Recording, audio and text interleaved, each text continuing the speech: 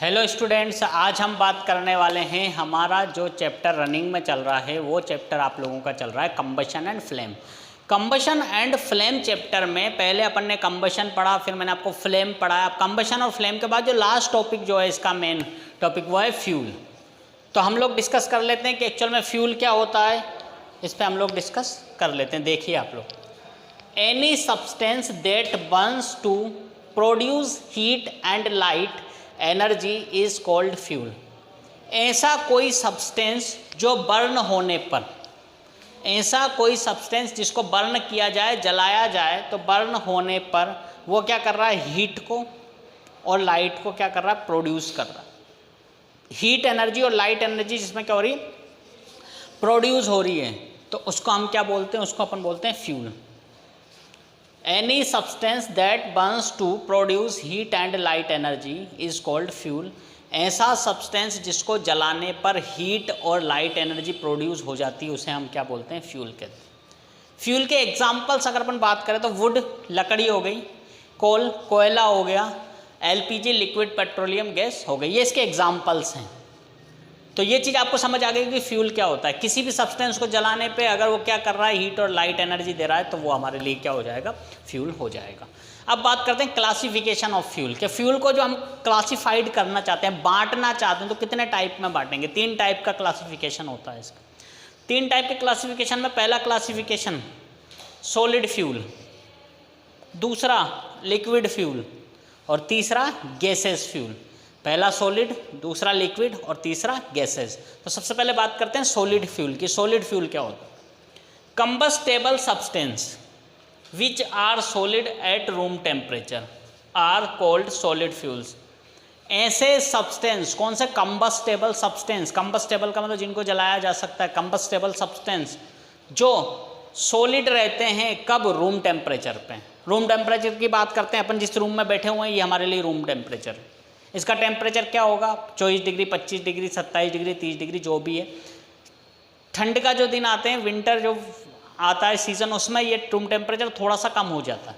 मैं room temperature की बात कर रहा हूँ, बाहर का तो चेंज होता ही है क्लाइमेट, लेकिन रूम टेम्परेचर में थोड़ा इफेक्ट पड़ता है। कब, जैसे विंटर सीजन आता है तो रूम टेम्परेचर पे अगर कोई भी सब्सटेंस रखा हुआ है और वो सॉलिड कंडीशन में और कंबस्टेबल सब्सटेंस है, तो कंबस्टेबल सब्सटेंस है और सॉलिड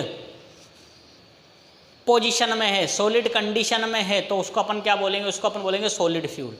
एग्जाम्पल, कोल, वुड। आपने देखा होगा घर में कोयला होता है, कोयला अगर आपने देखा, वुड लकड़ी आपने देखी है, तो अगर ठंड पड़ेगी या गर्मी पड़ेगी, कैसा भी मौसम रहेगा, तो वो लकड़ी लकड़ी ही रहेगी, ऐसा नहीं कि वो पिघल जाएगी। तो वो किस कंडीशन में, सॉलिड ही है। वो कोयला है, कोयला ठंड पड़े, गर्मी हो, बरसात हो, लेकिन कोयला कोयला ही होता है रूम टेम्परेचर पे। अगर आपने रूम में रख दिया कोयले को तो वो कोयला ही रहेगा, वो मेल्ट भी नहीं होगा ना, वेपर की फॉर्म में चेंज होगा। तो ये हमारे लिए क्या हो गया, सॉलिड फ्यूल हो गया। जो चेंज ही नहीं हो रहा वो सॉलिड फ्यूल, जो रूम टेम्परेचर में सॉलिड है वो solid fuel. Example, coal, wood etcetera. दूसरा होता है liquid fuel, volatile liquids which produce combustible vapours are called liquid fuels. कुछ ऐसे होते हैं वोलेटाइल लिक्विड्स जो क्या करते हैं, कंबस्टेबल वेपर प्रोड्यूस करते हैं। मतलब उनमें से क्या होती है, वेपर निकलने लगती। कौन सी, कंबस्टेबल वेपर निकलने लगती है, उसको अपन बोलते हैं लिक्विड फ्यूल।